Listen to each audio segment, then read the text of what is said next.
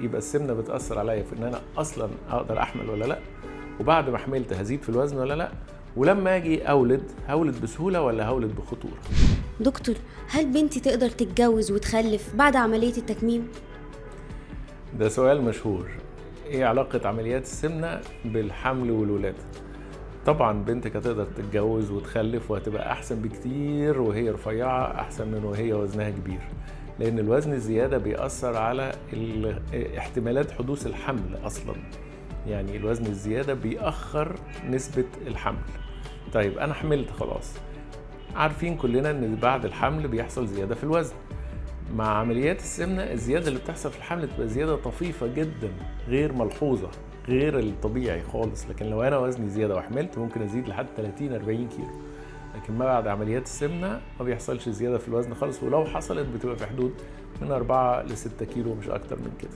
طيب حملت وهبتدي اولد، الولاده في الوزن الكبير في منتهى الخطوره، لكن الولاده في الوزن الطبيعي ولاده سهله جدا وما بتعملش اي مشاكل. يبقى السمنه بتاثر عليا في ان انا اصلا اقدر احمل ولا لا، وبعد ما حملت هزيد في الوزن ولا لا، ولما اجي هولد بسهوله ولا هولد بخطوره.